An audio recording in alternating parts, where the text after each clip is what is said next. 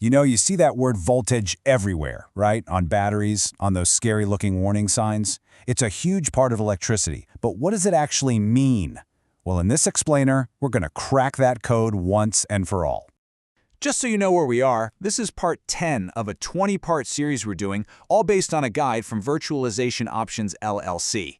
We've laid the groundwork, we've talked atoms, charges, circuits. Now we get to the fun part, the actual force that makes it all go. So let's just jump right in. From that little number on a AA battery all the way up to the massive power lines humming overhead, what exactly is voltage? What is it that we're actually measuring? To answer that, we're going to start with one simple core idea. Think of voltage as an electrical push. That's it. It's the force that gets the electricity moving in the first place. Okay, so here's the textbook definition. Voltage is basically electrical pressure. It's the push that gets all those tiny electric charges, the electrons we've talked about, to start moving through a circuit. Seriously, without that push, absolutely nothing happens. So, how do you actually picture an invisible force? Well, we're going to use a classic analogy, and there's a reason it's a classic. It works perfectly. Let's just imagine water flowing through a regular old pipe. Picture this. You've got a pipe, it's totally level, and it's full of water. If the pressure is exactly the same at both ends, what's going to happen? You guessed it, nothing. The water just sits there. But what if you crank up the pressure on one end, creating a high-pressure zone, and leave the other end at low pressure? Bam! The water is forced to flow from high to low. It's that difference in pressure that gets things moving. And that is the perfect way to think about electricity. Voltage is just the electrical version of that water pressure. If you don't have a voltage difference between 2 points, there's no push, and so no electrons are going to flow. The big takeaway here is super simple. No voltage means no moving electricity, period. Okay, so voltage is a push. Got it. But how strong of a push are we talking about? This is where we connect that idea to the actual numbers you see on pretty much every device you own. So the unit we use to measure all this electrical pressure is the volt, and you'll always see it written as a capital V. And it gets its name from a pretty important guy, Alessandro Volta. He was the Italian physicist who literally invented the first electric battery way back in 1800. So yeah, every time you see a number with a V next to it, you're looking at a measurement of that electrical push. This chart really puts it all into perspective, doesn't it?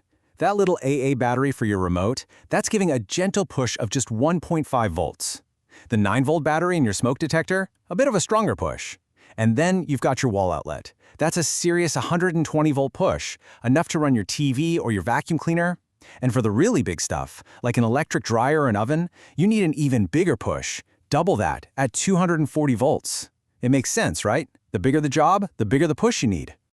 All right, we know what voltage is, we know how to measure it, but now we have to talk about why understanding this push is so incredibly important for your safety. And trust me, this isn't just some abstract theory. This has very, very real consequences. Now, I really want to pause on this direct quote from our source material because it busts a really common myth. It says, voltage isn't the only thing that makes electricity dangerous. Think about it. You've probably gotten a little shock from static electricity after walking on a carpet, right? That can be thousands of volts. It startles you, for sure, but it doesn't actually harm you. So, what's the missing piece of the puzzle? Here it is. This is the crucial distinction. Voltage is the push. It's the force trying to shove electricity through your body's natural resistance. But the thing that actually does the physical harm, that's the flow of the electricity, and we call that current. Now, a stronger push, a higher voltage, can definitely create a more dangerous flow, and it takes a shockingly small amount of flow to be fatal. So this brings us to the ultimate question, doesn't it? We've spent this whole time getting a grip on the electrical push, but that just perfectly sets up the next logical question. If voltage is the push, what exactly is the flow that it's creating? Well, that flow, that's what we call electric current. It's the second pillar of our 3 pillars of electricity, and it's the topic of our very next explainer. We've totally mastered the push. Next time, we're going to dive into what's actually getting pushed. Thanks for joining me, and as always, stay curious.